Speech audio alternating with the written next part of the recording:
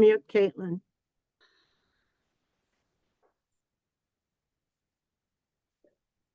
Okay, go ahead with your announcements. We have 2 openings and possibly 3 openings for on the board of the Minnesota Watercolor Society. We have a co-chairperson for the spring show and co-chairperson of the fall show, which don't worry, because you'll be working with someone else and they'll train you in. So if you've never done it before, reach out to us and let us know, because we would love to have you. And then we have a third opening, which is a programmer. It's a paid position. There's information on the website about that. And also, tomorrow is our big day for the opening of the spring show for you to do your entries. So if you're ready to enter your painting, you can start tomorrow. And all the information of the rules is on the Minnesota Watercolor Society's website. Thank you. It's really nice to be here, and I hope to meet all of you. Thanks. Thank you, Susan. Okay. Now I have to unpin you. Oh my goodness. Hang on. I'll mute. Yeah, okay, and I have to unpin your spot here. Not sure. Oh, got it. Okay. Thank you, everybody, for being so patient as I'm learning to do this tonight. We're going to start our program now. And our guest artist tonight is Leline Hatch. She's coming to us from her farm in Wisconsin. Leline is best known for her wonderful impressionistic watercolor paintings of rural scenes and animals like her horses and other animals. Her work has been featured in numerous publications, and she's been selected into many prestigious exhibitions. She grew up in Door County, Wisconsin on a horse farm, and today she lives on her dairy farm in Wisconsin with her family, where she has cows, horses, chickens, and makes artisan cheese. So, okay, Leline, take it away. All right, wonderful. Thank you so much, Andrea. Appreciate you and being here. It's super exciting. Thank you for having me. And I am excited to share with you my tips, tricks, and techniques I use for making my watercolors. It's been a fun journey so far, and always still more to learn. In particular, I learned this new wet into wet technique a few years ago that really transformed everything that I had ever imagined possible in watercolor. And I'm excited to share that with you today, and hopefully you'll go back to your studios and give it a try, and I'd love to know what you think about it. So to get started, I'm going to actually wet the front and the back of my paper. And Andrea, I don't know if you want to spotlight my desktop. I'm going to spotlight you. There you are. Perfect. Thank you. All right. So I'm going to flip my paper over and wet the back side first. And this wet into wet technique really it's important to have the center of the paper, the core of the paper, completely saturated. It's really nice to have the paper soaking wet all the way through, because this allows you to push and pull the pigments around the top of your paper for much longer than any sort of more traditional style of painting. A lot of wet into wet techniques is just letting the paint kind of explode all over the place and not having a lot of control. And while it's possible to do that with this technique also, you'll see here in a moment that there's also ways to sort of dry off areas that you're going to work in and have more control. But because the inside of the paper is so wet, you can just keep pushing and pulling and softening edges as you go. And it allows you to kind of do more of an alla prima style of painting rather than letting the layers dry in between and working up to your darks. You're allowed to just go in and keep working on an area and get to your darks right away, and then move on to your next section. So it really works for me. I like it. It's a little more spontaneous and free for me. And I'm not that patient. I have kids and a farm and we're busy. So I like to just get to it and be done with it and not have to think about it again. So it really did help change things for me as far as that goes. All right, so the paper is wet. Normally I would let this sit for maybe 5 to 10 minutes and really let that saturate, the water saturate the paper. But since we're a little shy on time, this will work, but you'll see I'll have to keep re-wetting the back of the paper as it starts to dry and as it soaks into the center of that paper. I'll want to really be mindful of the amount of water that's in and around the paper.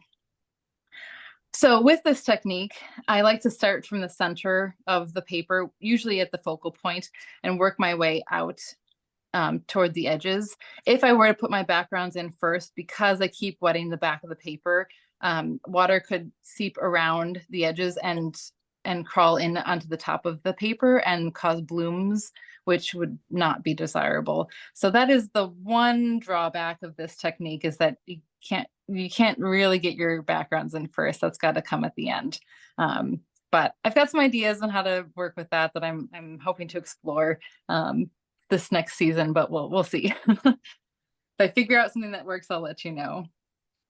So I'm going to just check the back of the paper. It's still pretty shiny, but I can see it's a little bit more matte than when I first wet it. So at this point, because I don't want to flip my paper back over in case I have pigment already on my board and it might have become reactivated when I wet everything, I don't want pigment to come onto the top of my paper. So I'm going to just take a little generic spray bottle and now spray the back of the paper to get it wet again. And I'll wet the front once more.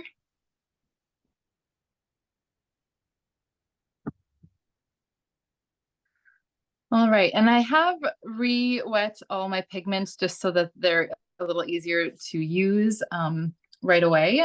And I do like to oftentimes just use really fresh pigment out of the tubes, especially for my darks, which would be the ultramarine and sepia, just because I don't want to use a lot of water when I get to my darks. I want to use almost pure pigment out of the tubes, and that's hard to get when you have to reactivate dried paint. All right, so getting started, I am going to blot off the area that I want to work on first, which is the ears. I'm going to blot, I'm actually not going to blot too much around the ears because I do want the fuzziness and softness of the ears to bleed out a little bit.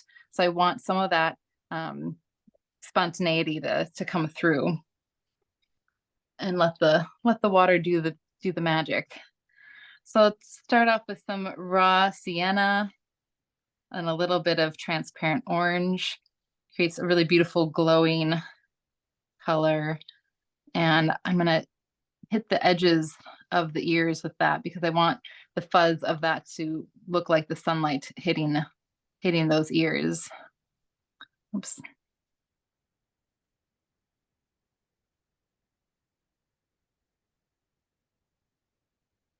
I'm actually gonna bring this up on my laptop here. All right, see it a little bit better on the different screen.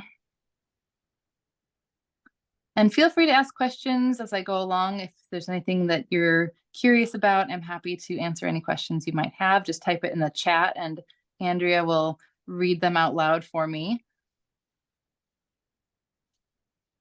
All right, so there's that light. And now I'm going to probably put a tiny bit of that in the center of the ears in case I leave a little white of the paper.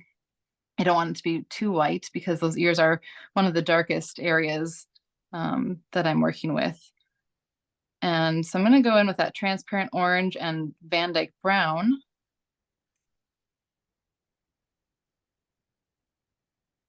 Caitlin, can I ask you a question? Yes, of course. Someone asked, what brush are you using? That is a good question. This is a Chinese brush that my mentor over in Russia purchased from China from her supplier and sent to me. So I unfortunately don't have any information on that. However, I should just switch brushes. But if I don't have access to this, I use this Princeton Neptune quill, a size 4, which also does a really beautiful job. But because I'm working so small, I like that this point comes a little bit to a sharper point in the smaller space. Someone asked what, oh, go ahead, sorry. Oh, what I like about this brush is that it can come to a point, but you can also flatten it, and it comes to, it creates a flat as well, really nice and sharp there. So it's just a little bit more versatile to switch between a point versus a flat. Maybe saves a little bit of time. What brand of paper and weight of paper are you using? Sure. So I am using Lawn Aquarella paper that I get from Dick Blick's, and it's 140 cold pressed. And then paints. Did you ask about paints? The paints are a variety of different makers, and I believe that I have my palette and all the colors listed, and I believe that image is going to be sent to all of you after the demo. So I'll try to name all the paints, but I won't remember who made which one. Sorry. Okay. Everyone should have received the 3 handouts, which was the material list, a photograph of the horse she's doing, and I think it was brushes. It may have been the palette, the picture of the palette. Oh, it was a palette with colors. Yeah. All right. So, and what I do like about this technique is that you can, as you're mixing your paints, and if you have too much water in your brush, I blot the base of the brush to take extra moisture out of the brush, but then I'm not losing all that pigment I just put on my brush. So I don't have to remix it all. So now I'm looking for a dark to go in and get my deep darks into the center of that ear. And so I'm using some sepia, but the sepia and the ultramarine make a really cool dark, and I want those ears to be warm. So I'm going to use a little of the Van Dyke brown. I'm going to touch the tiniest bit of this rose madder, which is extremely powerful, and a little goes way too far. So I usually dab it over like on the side of the palette and then pick up from there so I can have a little more control of how much I'm using. I'm just going to start working from my lights to my darks all at once, dropping them in, using that wet into wet to create that soft texture. And I just like this technique because it allows me to be more mindful. I don't have to go as fast. I have more time to make decisions. And like I said, I can just really push and pull this pigment around for so much longer than I ever would have had it done it the way I used to, which is, you know, usually not wetting the back of the paper. And the wet into wet will only stay wet for so long before the dry paper underneath it soaks it all up, and then you got to move on, and not in order to not risk overworking or getting hard edges. And so because this winter, things are going to dry a little faster, so periodically I just keep spraying the back of my paper, making sure that's staying nice and wet. And then I'll even go in and wet everything around where I'm working, just so that the paper has every chance to stay wet in everywhere where I'm not working. But then don't forget to blot off the areas where you are working so you don't accidentally let the pigments get too out of control. All right, so, and I always like to soften my edges because you never know when I'm going to come back to that area. And while it doesn't dry that quickly, I do want to, in case I get distracted, I want to have that opportunity to come back and rework that area. And as long as my edges are soft, it's pretty easy to get away with coming back at a later point and making it look like you never took a break from that area. Caitlin, one more question. Do you have a do you have a mentor? Yeah, so I went to school for art, but I honestly didn't have the most exciting education there. And so I had one watercolor class, only because there was a guest lecturer there and she happened to offer a watercolor class. So I was pretty much on my own for a long time until I took a class with Mary White out in California. And then she was actually in Wisconsin and Madeline Island, I think maybe around 2015. And I just thought I love her work. And I thought, you know, if I'm ever going to learn proper technique, I'm going to find somebody who really resonates with me and the styles that I like.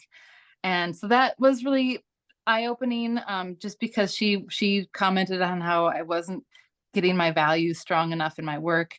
And it started me thinking a lot about, you know, how do I get those stronger values? And it's really hard. And I struggled so much to get these darks in that more traditional classic way of using watercolor, where you're, you know, letting the layers dry in between and working up to your darks. And by the time I'd work up to those darks, I just felt like things look overworked and stiff, and I just wasn't happy with the results. But life, you know, continued on, and I kind of stayed stuck in that same place. And then started having kids, got married, and took a break from painting altogether almost for about 10 years. And then COVID hit, and I had this moment where I woke up and thought, if I don't make a huge effort with my art, now it's now or never. And so the online learning opportunities were really just booming at that point by mid-COVID. And it really was just a stroke of luck that I signed up for a class that led me down this incredible journey, and found a mentor in Russia whose work just resonated so much with me. And I love her style. She's a wonderful person, and she did private Zoom classes with me, and she would paint, and then she'd make me paint, and she'd watch me paint, and she'd critique me while I was painting. It was super stressful. But ultimately it was really, really rewarding, and I really feel like she shaped who I've become, and I'm so grateful for that. So I feel like my ear here got a little dark there, so I'm just gonna dry clean brush and just lift a little bit off there. All right, so I'm gonna leave that for now before I fuss too much with that, because it's with this technique you can just keep going and you can keep working at it, and it never looks overworked, which is so great. But I want to make sure I don't spend too much time here and not show you the rest of it. So I'm gonna just get everything wet here one more time, and then I'll blot that dry again.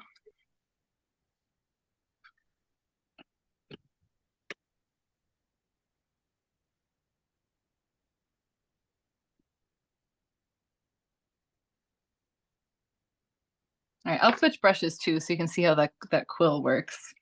So I'm gonna go into the forelock here, taking that raw sienna and a tiny bit of the transparent orange.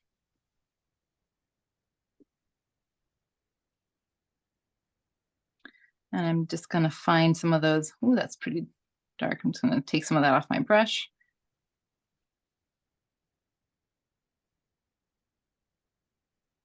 Just gonna try to lay in the general shape here. Not too worried about it because I'm gonna cover it up with some dark as I keep going. But just thinking about value, thinking about edges, and I really do like to change the colors fairly frequently. So even if this forelock looks like it's mostly sort of these warm yellows and oranges, I'm gonna just shift the colors, not the value so much, just the colors a little bit.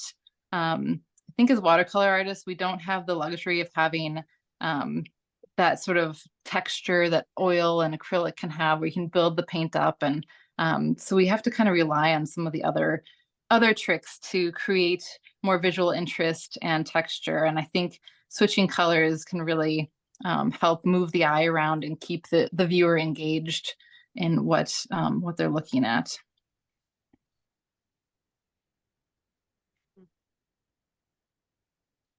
All right, so I'm just gonna see what I have here in the mud that was on my palette and what color that is. And I'm always just kind of searching. I pretty much always pre-mix all my colors on my palette, and I'm constantly just looking for the values that I see. I squint down, and sometimes if the color's not that interesting from the photo print, I try to push my imagination a little bit and see if I can come up with a color that it might be leaning toward, just again to create a little more visual interest. I think it brings out some more of an emotional experience or response when there's a shift in color. And that's really what art is all about, is having an emotional relationship with the art. So I'm adding a little bit of this royal blue, which is, so I think it must have a little bit of opaque paint in there, but I really love it. Grays things down really nicely. And it kind of pushes other pigments out of the way. So it helps, doesn't really granulate, but it just kind of wants to be the star of the show sometimes. Add a little more transparent orange and maybe a little Van Dyke brown. I want to cool, there's some cooler shadows as the form is turning over the bridge of the nose. So I'm grabbing some ultramarine blue to add into that.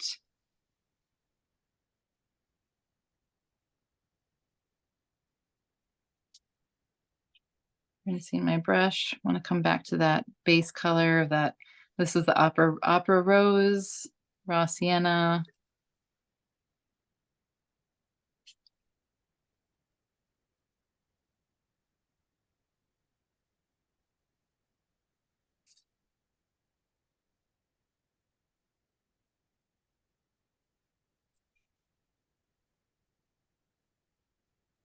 A little bit cooler up on this eye where the light might be hitting.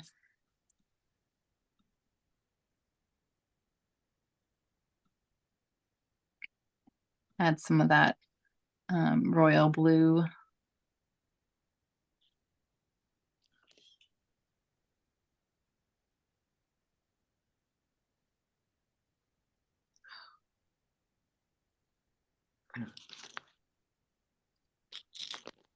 A little more of that royal blue. Drop into the shadows over here. This is a little too bright for my liking, but instead of trying to fix the color and add more color, I think if I just lift the clean brush, I'm just gonna lift a little of that out first and just see if that settles it a little bit.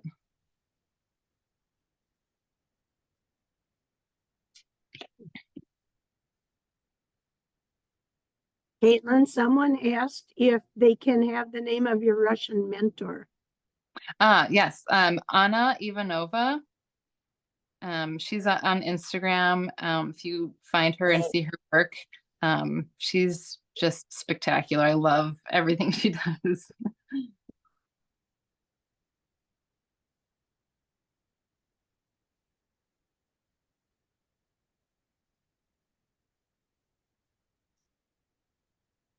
So I'm trying to think about form and value. So form is creating the illusion of this 3D sphere that we're creating here on a 2D surface.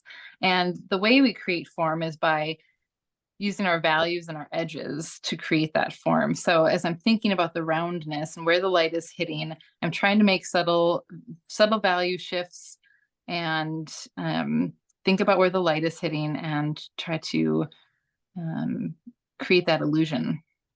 So a little bit of the royal blue. This is raw burnt sienna, just coming down into this darker region. It's a little too cool. Whoa. The orange is very potent as well. Van Dyke brown.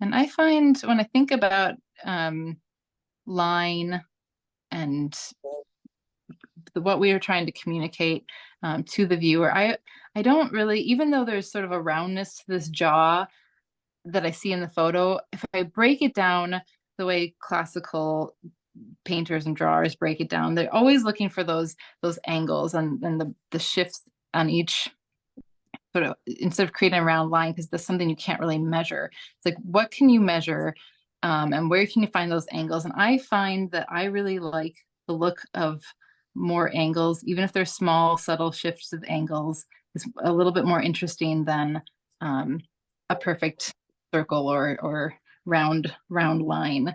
So even with something like this, I'm gonna try to break that down and look for the smaller shapes within the shapes and break those lines up a little bit. It also allows for like little breaks here and there, which disrupt the line, which allows the eye to sneak through. And again, just something interesting happening, that whether or not the viewer actually understands what they're seeing, it's there, and those intentions that you've put into it are there, and they do read and come through your work, I think.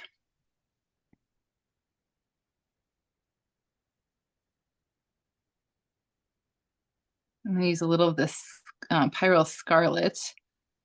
Needs to get a little redder, I think, instead of so orange. And now that I've been talking and not paying attention to how much water is here, I run the risk of it drying too much. So I'm gonna quick spray it the back again.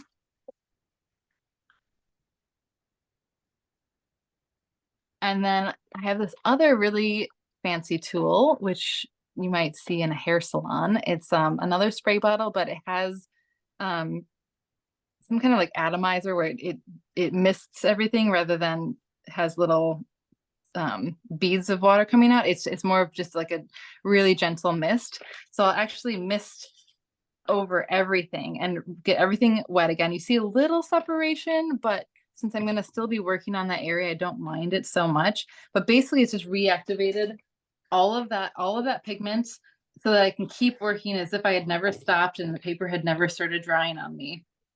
So it's a really great little trick or hack to get more time to make decisions and keep working on the same area that you were working on if you haven't quite figured out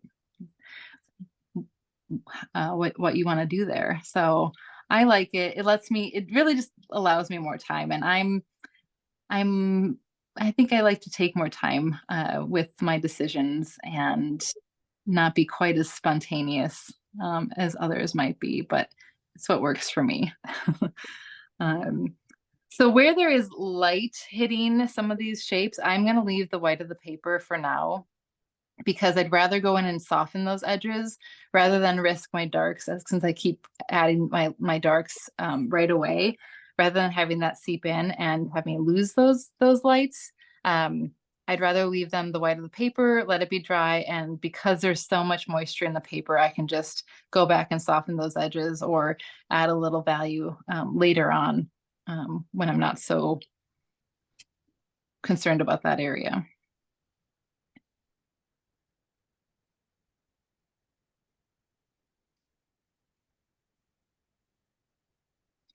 As I get closer to the eye, I am going to switch my paintbrush up again and get to a really fine point. I do all of my detail work with this silver black velvet number 14. It just has a really nice sharp point, and it has a little bit of a, not a lot of bounce, but it holds its shape and allows me to do more of that calligraphy work.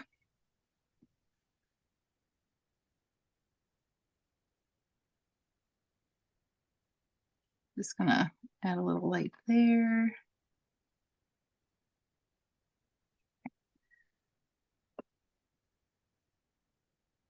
All right, so I'm gonna go in with my darks. There's not a lot of light reflecting in the dark, so I'm gonna go in with my darks right away. And again, leave the lighter tiny bits of reflection that I see, even though it's not that light of a reflection in the eye or on the eyelids. It's still the lightest part of the eye. And because I don't want to lose that definition, since that's probably mostly my focal point area. I'm going to go into the darks first, and then I'll soften everything else later on. So I'm going to take my ultramarine and sepia and find a nice balance, not too cool, not too blue, not too brown, but just like a nice rich black. And I'm going to go in and find that eye. There are some eyelashes in there. It's really subtle, but I'm going to try to capture a little bit of movement in there just so that it doesn't look static. Take off a little bit of paint and just soften those edges there. Take off even more.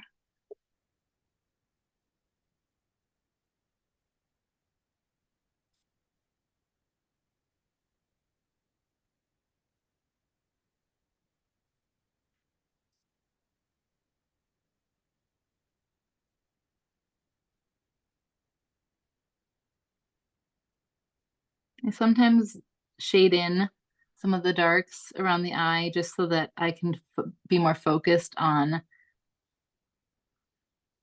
the colors and what I'm doing with the pigments versus trying to figure out if my drawing is correct, or if I get lost in my drawing, I don't have to go figure out what's what.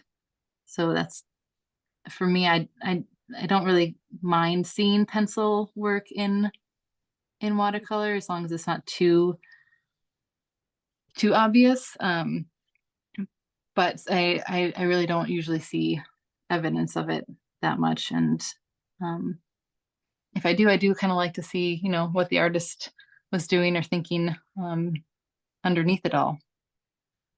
So I'm gonna this royal blue is really nice for reflected light in the eyes, around the eyelashes or lids. So I'm gonna go in with that royal blue, almost straight from the tube.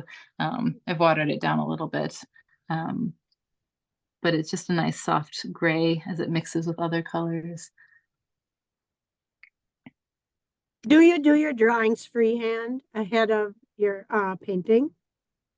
Not usually. I would like to get to that point at some point, but I spend a lot of time doing drawings on other things. Actually, I can show you a few things I have here.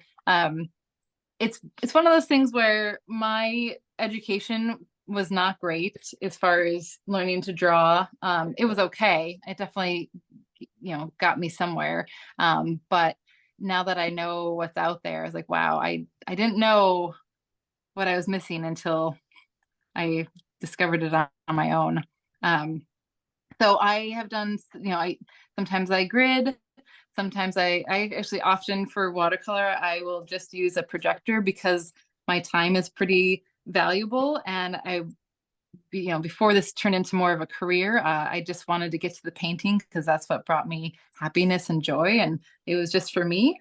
But now I'm at a place where I'm ready to push myself and do more. And I'll quick show you, I've got, I've been working on master copies in like the classical drawing way. So I did this probably about a month ago that I really enjoyed. Those barg plates are really fun to study and learn from. And then this was a still life that I set up and drew this from life and rendered it from life. So, you know, I think whatever journey life has taken you on and wherever you are at is just where you're supposed to be. And whatever tools you need to get you to where you want to be, I think, you know, that's okay.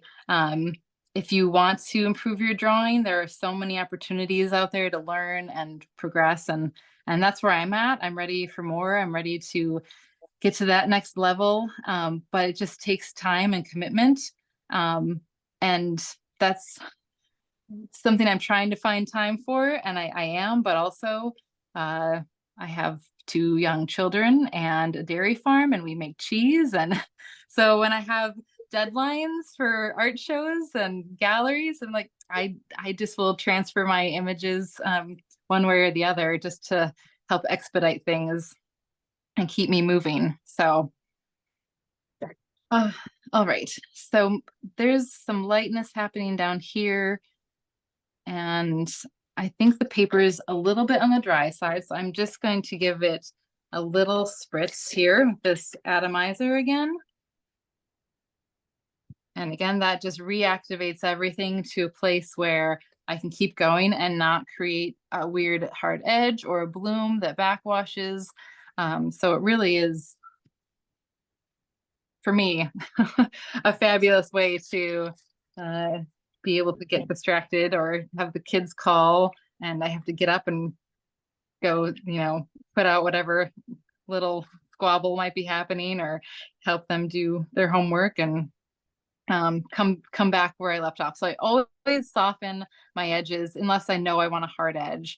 And I love, you know, when something like that happens, I love that because it's breaking that line. It creates this illusion of fur. It's interesting, but that was totally random, but I like it and I'm gonna leave that. But these soft edges really, really do help you come back and move into a place that you've already worked without having it look like you broke that space or that time. So I'm just going to come grab whatever is here on my palette, see if that works.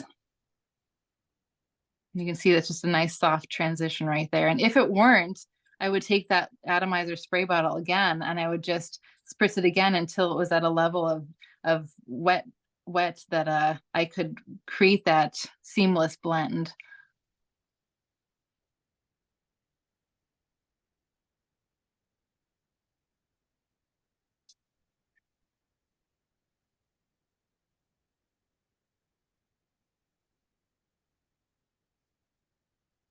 Do a little opera rose and some ultramarine. I want a little bit, it's a little bit of a purple in there. And I kind of, again, using my imagination and pushing myself to think about what color that might be or could be, just for visual interest. You know, somebody else might see it as a different color, but I think I'm keeping in, you know, a certain color palette here, and I want to kind of stay in that red area. So I'm gonna go purple instead of green or yellow or whatnot.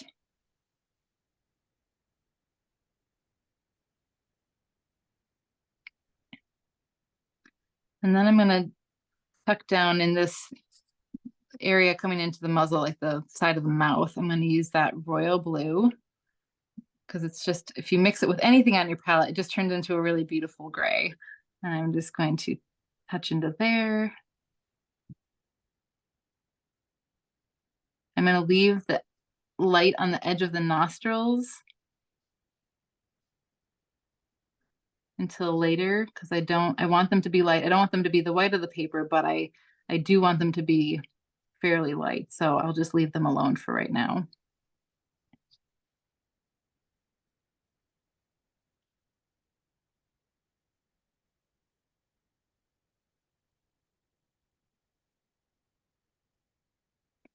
So it does, I do spend the majority of my time being slow and thoughtful in the head of the animals that I'm working on, especially the eyes and the nose. The ears I can let get a little bit messier because they're a little further away and they're not as important. They're not the focal point. And then once I move into the mane and the neck and the body, I kind of move from a more realistic rendering to impressionism. And I think it's nice, you know, when you in life, when you're looking at something, your eyes can only focus on one thing at a time, and everything else in the periphery of your vision just kind of gets fuzzy. And so when you are working with photographs, it's important to remember that because it's easy to get bogged down by all the details and all the little bits here because the photo captures everything. And I think it's more interesting personally when, you know, the viewer is given areas of rest or change and it's not all rendered the exact same way, because then it's sometimes hard to know what to look at.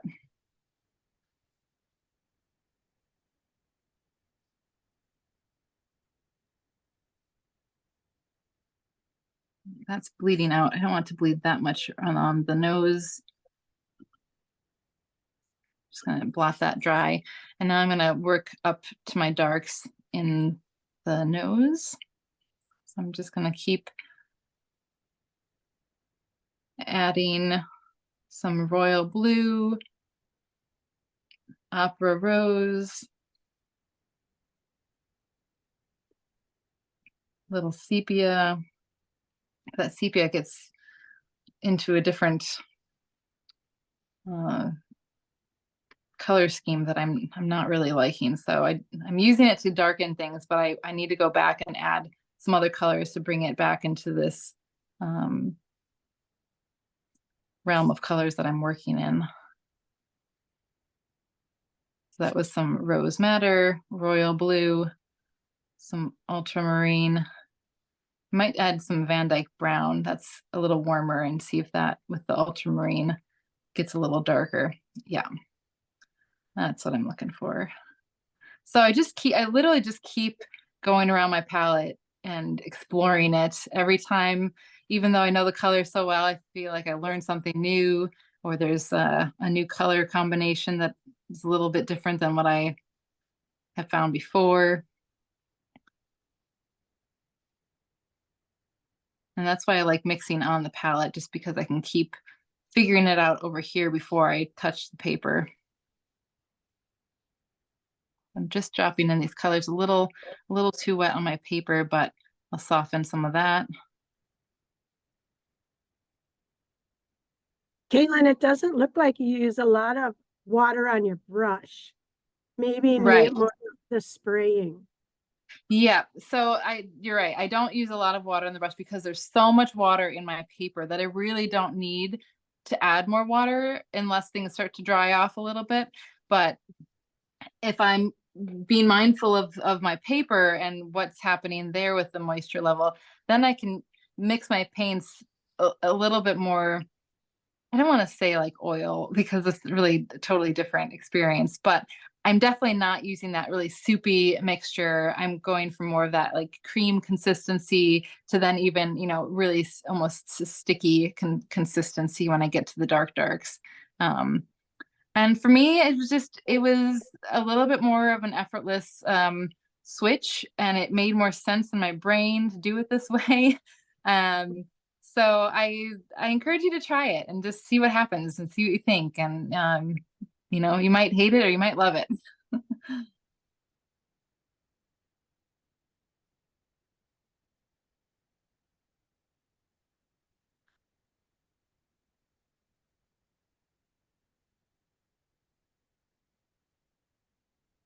So I'm thinking again about form in the nostrils. The light is not going to get into the top of those nostrils, but as the nostrils open up, more light can filter in. So I'm not going to make that whole thing really dark. I want to still be thinking about where and how the light is affecting the different shapes and the forms of the small little forms within the nostril.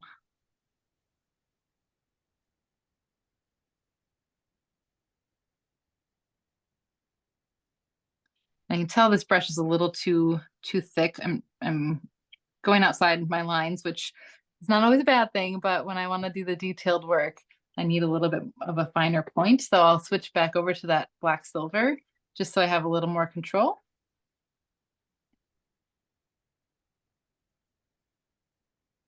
I think I want to get a little bit of a darker value in general here. A little too light still. And drop in a few touches of this orange, or a little redder.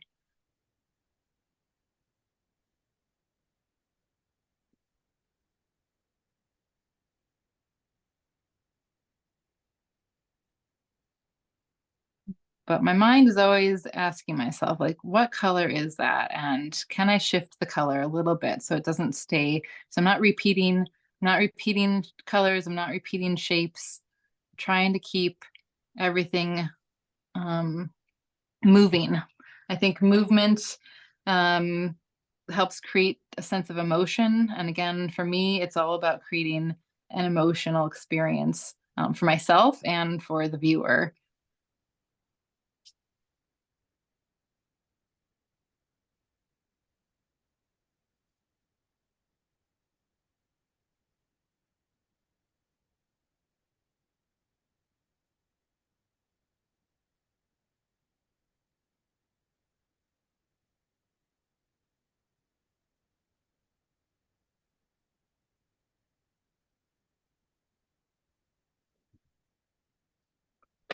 So this edge appears a little, well, it's a little too blue. I'm going to add some of this purple mix that I made.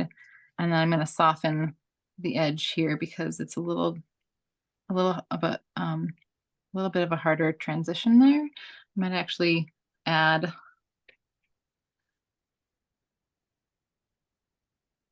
a little more to that bridge of the nose there. Darken it that way and blend it that way. But you can see I can go back in here and I'm not creating a hard edge, and I've let that dry for quite a while. I mean, I have sprayed it, but again, it's just really convenient to have this luxury of time. Soften that edge a little. Want to blend that. Now that might be separating a little bit. So if that happens, I'll just spray this bottle again. Now I don't want the nose to get any wetter because that's still pretty wet. So I'm just going to cover that, and then I'll just spritz this a little bit.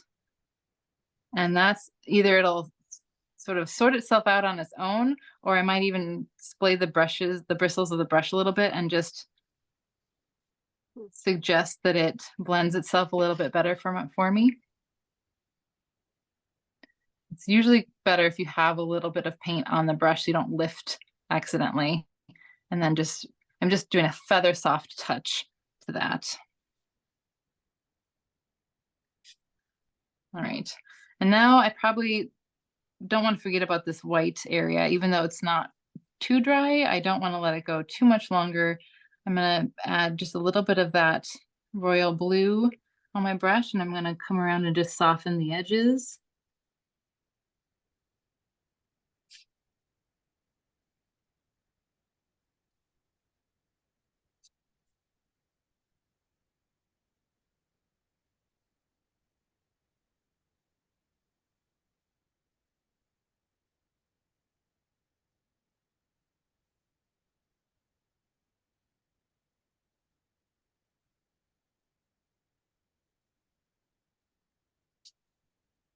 I'll come back in with my fine point and just get some of the darks in there.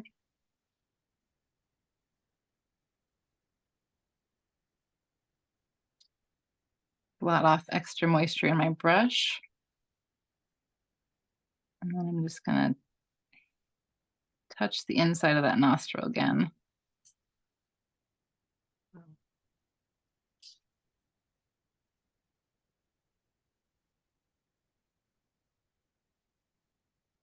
Just create a little definition.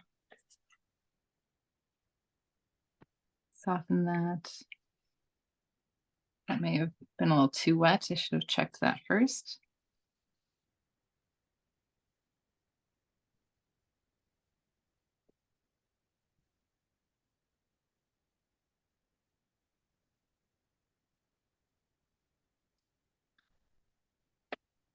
All right.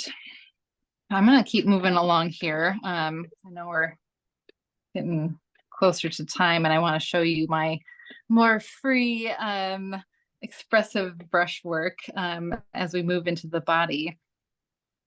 So I'll probably just let this go because I could fuss with all these little tiny shapes for a minute, but that's more of this detailed work that you can just keep messing with. And again, I would just, cover this area that I've worked on, spritz that, reactivate a little bit and keep working. But I want to show you how I transition from more of a hyper detailed area to my more abstract. There's got to be a bridge that kind of connects the two of them. So I do like to do a little bit of a realistic impressionism, if that's a word, here.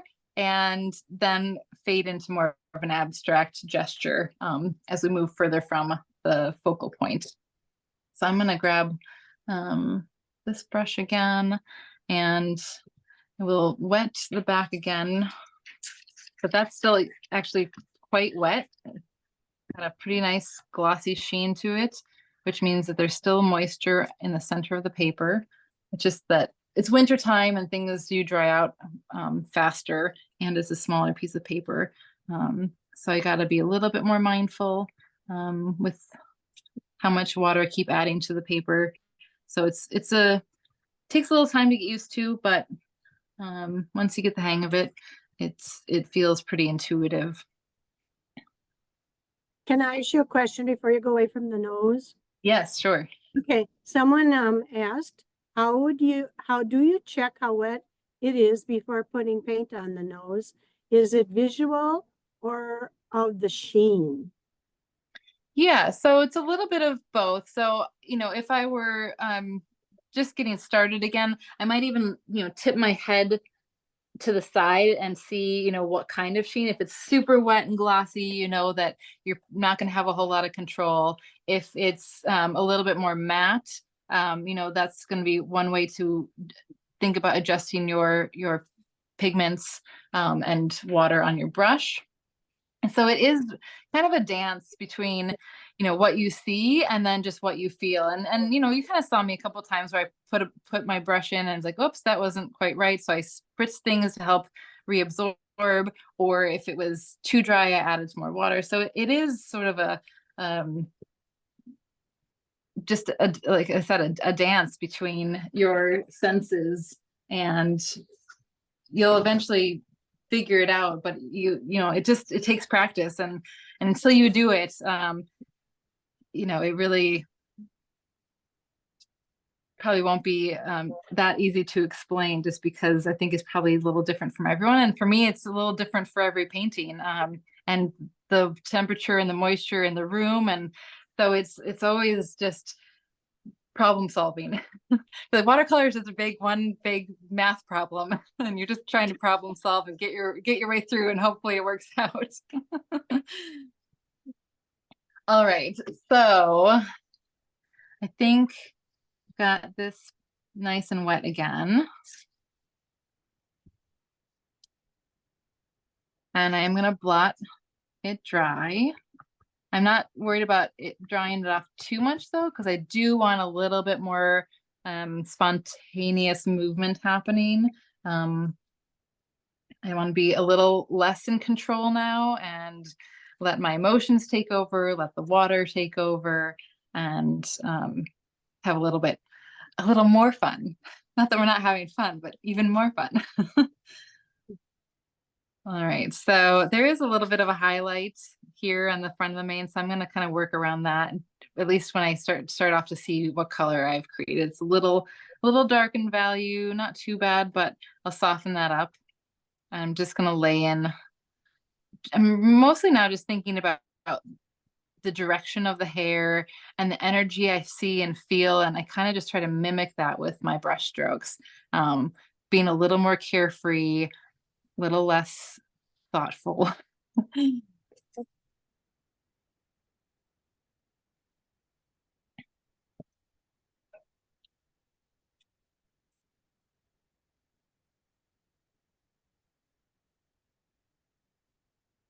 Some raw sienna.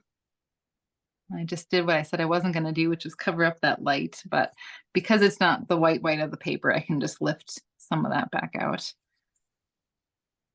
And I do like to have the mane sort of escape my boundaries here of pencil line. And so if I dried the paper off too much, I might even just wet it in hopes that it will create a little bit more pull. And I usually like whatever spontaneous bleeding happens around this area, because it just feels right to have it be a little bit more free flowing, because it is, the mane of a horse, and when they move, it's just beautiful, and I like to think that the water understands that and will do what needs to be done.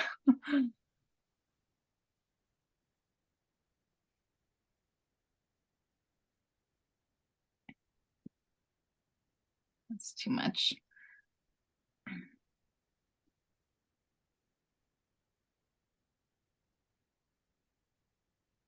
So I'm trying to be, I'm not really thinking this through, but I'm trying to look at a couple of the lines that I put in there with my pencil that created a little bit of shape, and maybe some form or darker little spots there.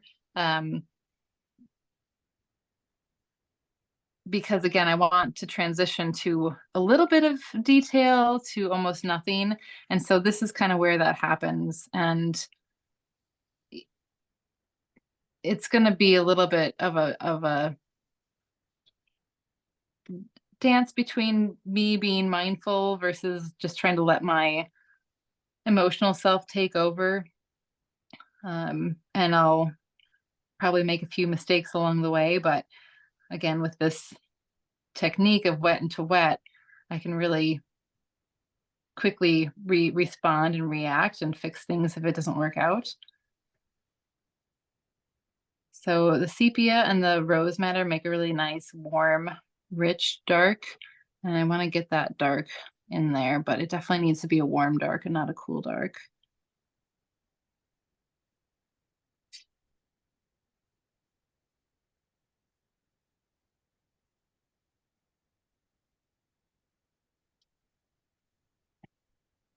I'm moving my brush in the direction that I see the mane moving.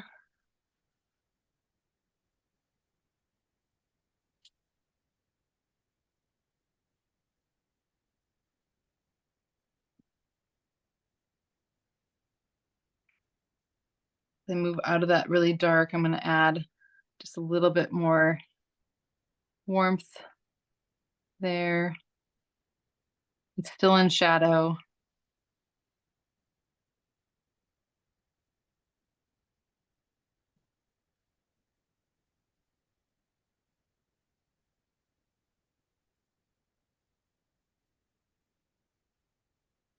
And this little eyelash, for me, feels important. So I'm going to use my sharper point here and just carve around that so I don't lose it.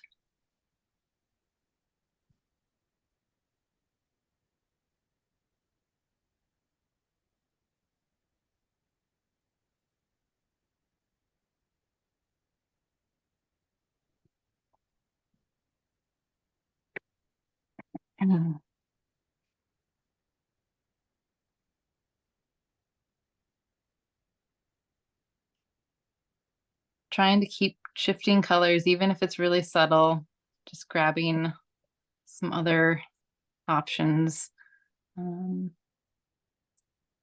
really do think it helps move the eye around the piece, even if it's super subtle and most people probably wouldn't detect that. It feels, for me, more pleasing to my eye to see that happening.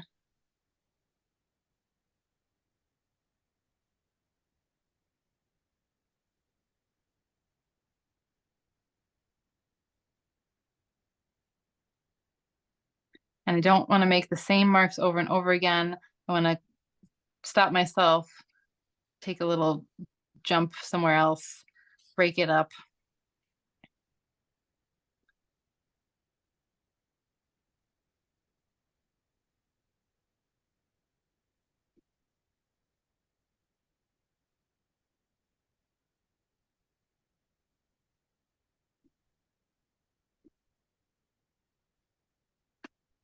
Got a little too much paint on my brush, so it's a little thicker in the consistency than I want. I want it to be a little bit more watery here, a little lighter in value.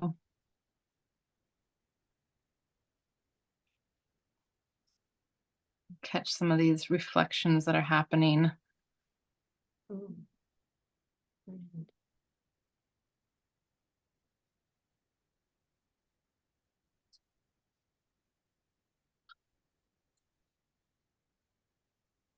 use the side of my brush. I'm getting a little too fussy and detailed and I need to let go. So what I'm actually going to do, I should have probably started with, is take a big 1-inch flat brush. Then I can't get too in my head and pick up some of this lighter color and just now have fun and lay some of this in quickly. Change up the color up here, change the color, a little more orange up top. So now I'm just gonna really let my brain stop working here and just react to the colors that I see. Again, still being mindful of the direction of my brush strokes that ideally should be matching the way the hair is growing, just so I can get that movement in the right place. Caitlin, I'll give you a time check, about 15 more minutes. Okay. Try not to hold my breath.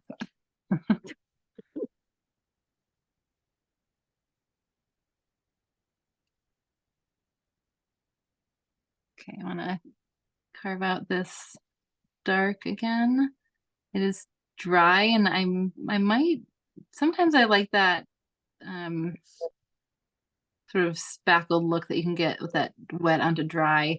I'm not sure it's going to work here with this particular image. It would be great for like the brim of a hat or anything where you want sort of a sparkling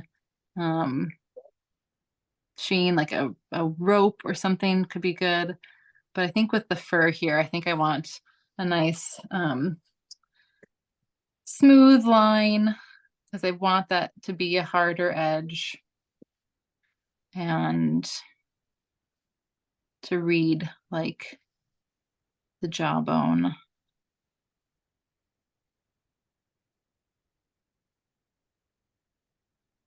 So I'm not really worried about changing color. I do want it to be dark, but I want to get this line in first so it frees me up later to go in and be more spontaneous. Okay.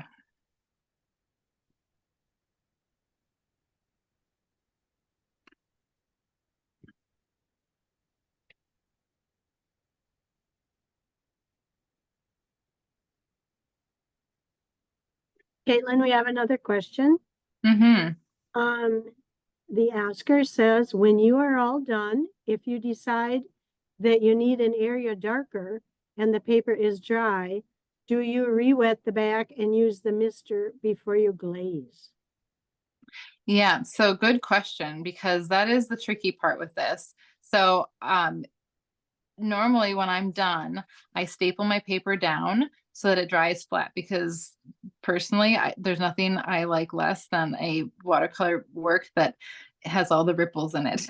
So I like to staple everything down. And then if I decide I do need a darker value, I will actually just mist over that area with that really fine mister and work in small increments. Ideally, I'm not going to have to do too much because the paper usually will warp a little bit, even if it's stapled down. Just because I'm not actually sure why. I haven't figured out the why of that, but you can definitely do it and it will blend seamlessly. But you've got to do it in small stages. So I tend to do a little bit, let it dry, do it again, let it dry. Otherwise, you do run the risk of a little bit of an overworked look to it, which I try to avoid at all costs. But it is possible. So you'll just have to experiment with that. But I keep it stapled down. I don't wet the back because you again would run the risk of having the water creep over. And so anything, if I had put a background in or the side of this horse here, it would seep in and create a big bloom, and that would just ruin the whole piece. So I don't wet the back after I've finished with the majority of the work. Now, that said, if you know that you're working on a big piece and you can't do the whole piece at once, this is more of an alla prima technique here, but it's actually super easy to get away with taking longer breaks and coming back to it if you need to. So for example, let's say, you know, my kids started calling and I needed to stop. I would make sure that, well, hopefully it doesn't always work out this way, but I would make sure that I stopped somewhere here and just feathered out the edges into a soft look and didn't come all the way to the edge of the paper. Maybe, you know, a half to 3/4 of an inch away from the border. Then if you let it dry, you can absolutely come back, re-wet the whole back, and then wet the areas that you haven't worked. And you'll have to be patient, and you'll have to do that several times over the course of maybe, I don't know, 20 minutes to a half an hour, but the paper will settle back down and be flat. But I do use this sprayer and I'll gently mist the area that I worked on, just so that the paper does start to absorb the water a little bit more evenly. I think if you kept wetting the back and just the edges that you hadn't painted, eventually it would all flatten in and the water would soak through from the back to get everything flat. But this just allows that time to speed up a little bit. So that's why that is literally the main reason why this technique was so interesting and intriguing to me, is because I was able to stop and pick up where I left off, but in a different way, where I could finish a small section and feel like it was complete before moving on to the next, rather than trying to do the whole thing in, you know, 1 layer, 2 layers, 3 layers, and work from light to dark. I just really liked feeling like there was a whole section complete to my liking. I think, you know, this is more or less my technique, my style. I hope you enjoyed it, and we'll take something with you from tonight and explore it with your own work. Can I ask you one more question? Mary Yes, got a of course. question here. Do you not tape your paper so you can lift it? I'm assuming to mist. Do you staple because the paper is wet? Right. So Me I too. don't tape the paper down at all because, well, I lift it up to keep re-wetting everything. And at this point, I couldn't tape it down because the paper is wet, so the tape wouldn't stick to it. So the only way to let this paper dry without, you know, creating buckles or a little wave, I like it to be perfectly flat, because it makes framing easier, and then you don't see those air gaps or bubbles. So now I'll go and take my stapler, open it up, and I'll just go right along the edge and staple into, this is gator board, and I'll just staple into this and go all the way around and let it dry. And then when it's completely dry, I go in with a really flexible palette knife, and then I can get under the paper carefully, and I probably won't do it. Well, yeah, I can do it. And I just wiggle it free so I don't rip anything. And I go all the way around, do that, and then I'll come back and lift it even more until I can gently kind of pull the whole thing apart. Thank you.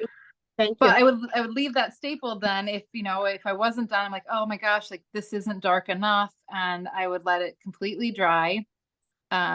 Although right now I could go back in and spritz it and then keep working it. But if I had to step away, I'd come back and spray the whole, well, not the whole thing, but I'd probably cover the face, because I don't want that anything that I start working on to bleed into the face. I'd cover this face, spritz, spray, and then use a really gentle touch and try to get my value as accurate as possible on my palette.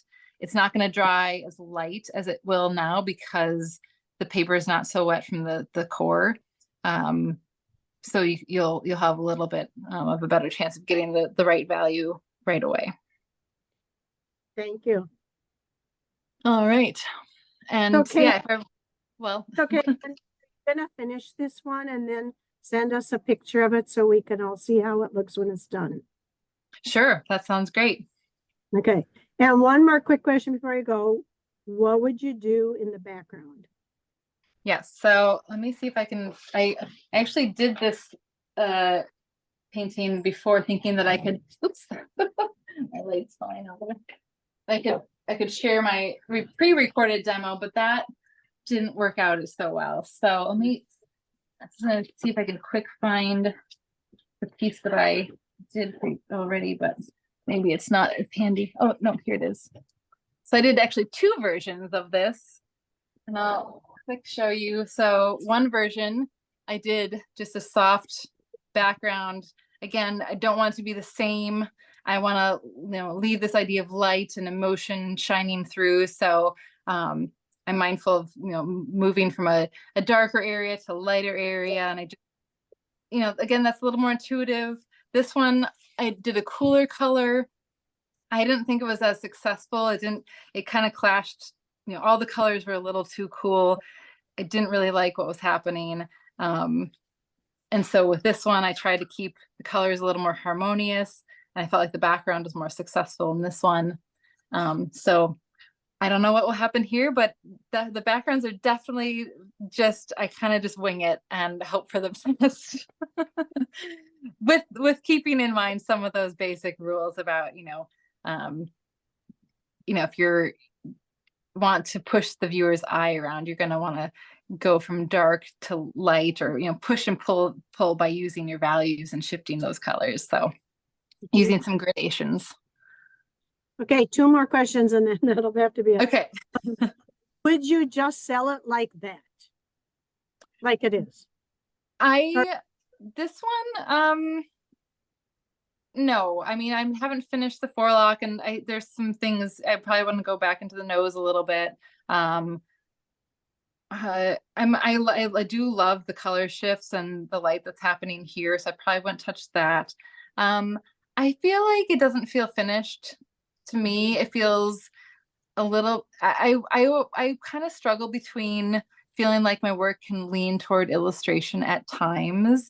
And when I feel like when I don't do a background, that's when I get the most worried. Although I do have some pieces that I've done in the past that I find I'm so happy with, and there is no background, but it reads right and the emotion is there. And so the background, I think, would actually detract from the work that I did, especially because there's so much of this interesting texture happening that a background might, you might lose it there. And some of my work that feels so me that I don't want to lose that touch of myself in there. So I think it's beautiful. Well, thank you. Was there one more question?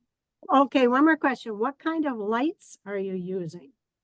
I think she means studio lights.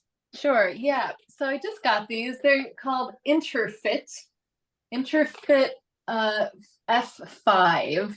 And I got them on Amazon, and they're just nice big studio lights. They come with the light bulbs. It's a natural light. They've got this filter screen on it, and it's a really lovely lighting for this type of work, because it doesn't mess with your colors. It keeps the light that sort of perfect daylight temperature. Can